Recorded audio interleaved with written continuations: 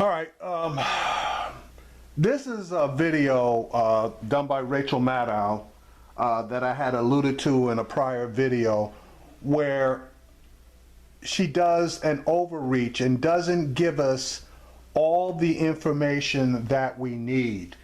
And if you basically just listen to her commentary about this particular subject, if you're on the left, it's kind of like music to your ears, and if you're on the right, it kind of pisses you off about the various mainstream media cable news shows that are on the left, because you know that they are spinning just like the people on the right are accused.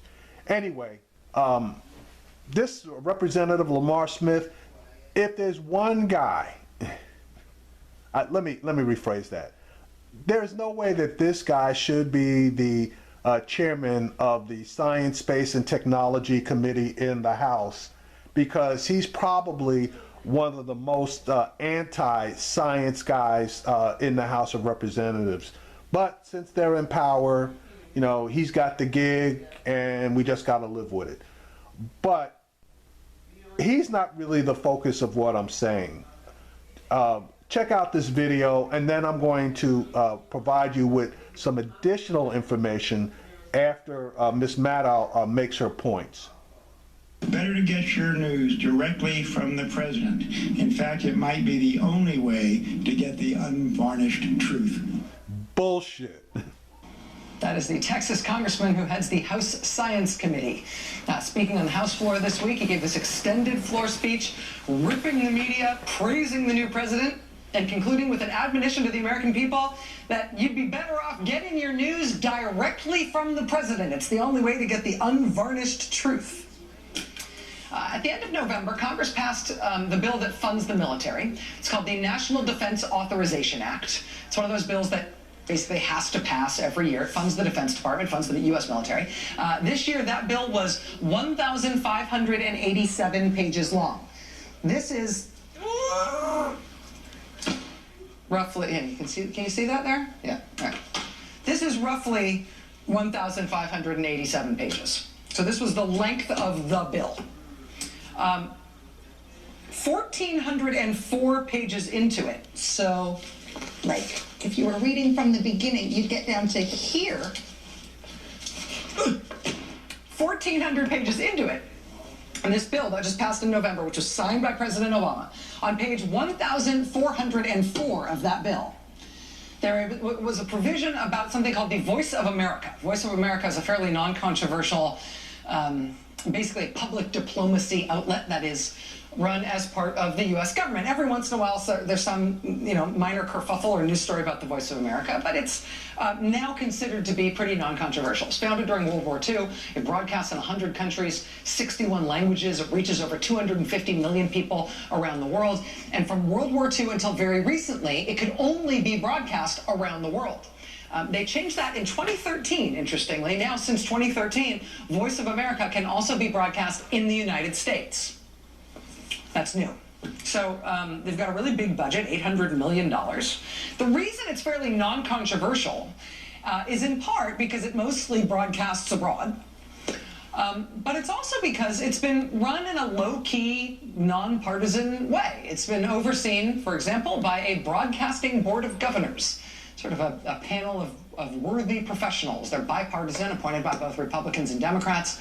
The agency is also run as part of the State Department. It's run in a way that's supposed to be insulated from our domestic politics, so it can't be used as a partisan tool by anyone in government. That's the way it's supposed to go.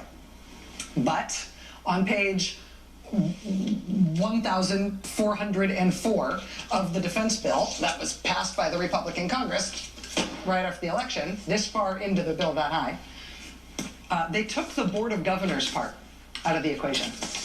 Isn't that interesting? So that's no longer who runs this $800 million broadcasting effort, Voice of America. Now, instead of being run by a nonpartisan, sort of insulated Board of Governors, it's now run by a CEO. by a CEO who is appointed by the president and who serves at the pleasure of the president. When President Obama signed that big defense spending bill in November, he actually attached a signing statement to it saying that he objected to that change at the Voice of America. But he did sign the bill. This is kind of a must-pass bill. Funds the military. And so he signed the bill overall, even though he expressed those objections about that one part of it. But thanks to that one part of it, thanks to the change that just went into effect at this agency, the Voice of America is now under the authority of a CEO who answers to President Trump. And the CEO's office this week at the Voice of America was taken over by two 20-something political operatives from the Trump campaign. One of whom, the guy on the left side of your screen, he was a right-wing blogger for a website called The Daily Surge. Okay. And what she didn't give you were the guy's name. So the guy on the left, his name is, what's his name? I'm sorry. His name is Matthew Schuck, S-C-H-U-C-K.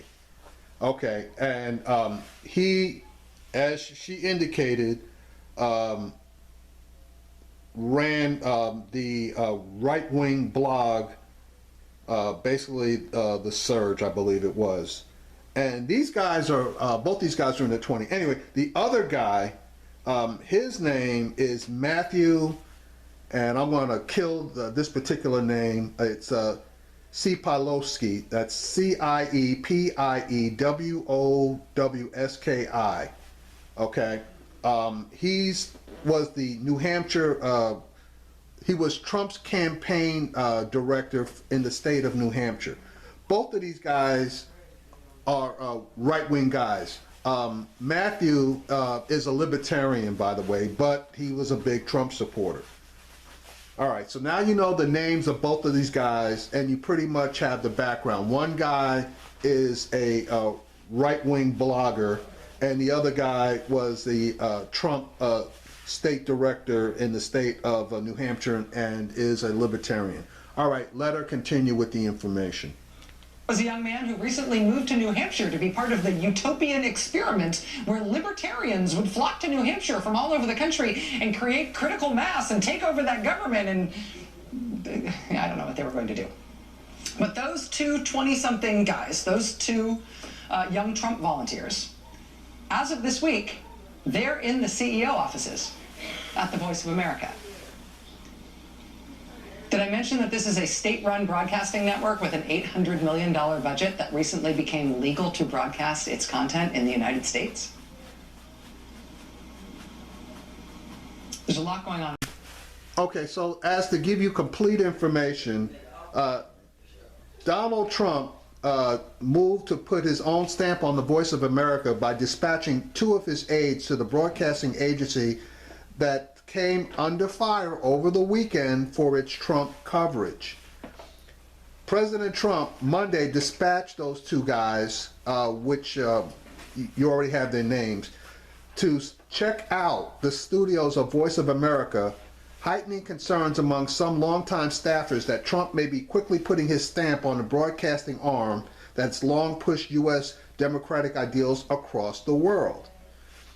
The arrival of the two aides, both political operatives from Trump's campaign, comes after Voice of America received blowback over the weekend for sending out a series of tweets about White House Press Secretary Sean Spicer's claims about inauguration crowd size that looked to some like an endorsement of his false statements. The news outlet later deleted one of the tweets. Now, this is what's going on. Those two guys that she mentioned, okay, could be a clear and present danger, okay? But as far as what went down over the weekend, they weren't in that. That was existing personnel who, in my opinion, were afraid for their jobs. So they basically kissed Donald Trump's ring by shooting out tweets in support of Sean Spicer's idiotic 5-minute rant on Sunday morning. Okay, now there are people who have how should I put it, integrity, and they, at least one person went in and pulled one of those tweets. So yes, there is a clear and present danger with these guys coming in and taking a look at the operation, because we all know that Trump wants to control media. But as far as what went down, that was basically fear, right? And collaborating with the enemy rather than sticking with your morals and your principles and getting real information out there. Now, for those of you who want to obtain exactly what went down, and I've given you the names of the two individuals and some of their background. I think Politico has got the full story. Just go there, and I believe the title of the story, if you stick it in there, is Trump moves to put his own stamp on Voice of America.